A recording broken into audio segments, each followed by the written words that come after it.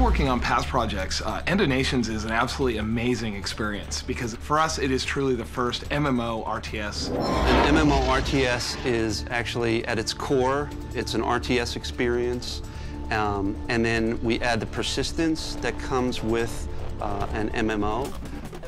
There's persistence in your character, there's persistence in your headquarters, and we also add the social aspect of an MMO. All those social contacts and connections that you make playing a massively multiplayer game, we want to bring that experience to the RTS player. We're breaking new ground in so many areas in terms of game design and technology. It's the biggest, most amazing project we've ever done. In fact, it's a dream project.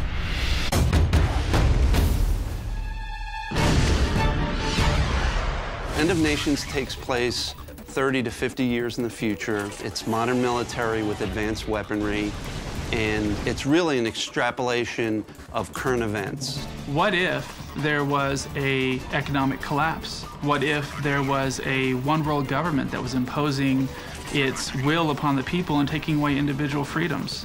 You know, we're pulling a lot of the things from the world as we know it now and putting it into the End of Nations storyline so people can really connect to what's going on in the game very quickly.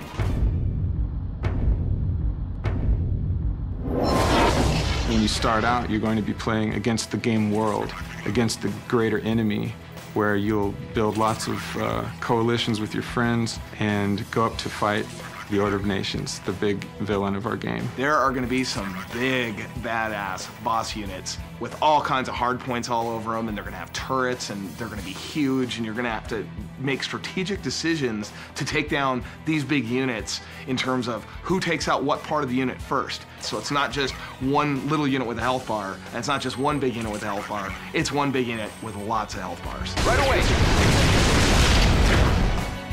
The other thing is, you get this entire living world. 24 hours a day, around the clock, the world is alive, and the world is changing, and players are shaping the game. It's no longer a chat lobby, a lobby of names and hoping that somebody will join your empty room. It's a game in which you see the world at all times, and you see where all your friends are in the world. Petroglpyh has a very mature engine and tool set, and Trion provides the back-end game platform. We've since converted over all the Petroglpyh technology to be fully client-server, and that's a huge step for RTS as well.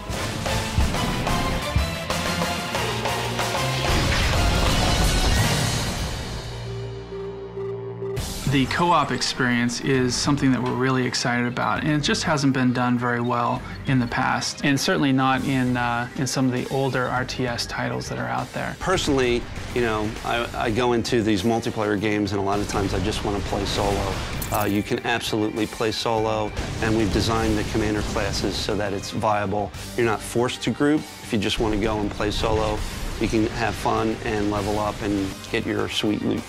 MMO, massive multiplayer online, and we are really playing up the massive. We've got bigger maps than we've ever had before, huge battlefields that multiple players can have skirmishes in all over the maps and in real-world locations. We have one map where we've had over 50 players at one time playing on this map, and that was just a fraction of the area that's available for gameplay. Because it's a live 24/7 world, and the world is always changing and players are affecting the world, we truly don't know what the end game is because the players are what are driving it. I would say the ultimate goal of the game is to build the most massive kick-ass unit collection on the planet, level your commander up, achieve all the abilities, and just rule with an iron fist.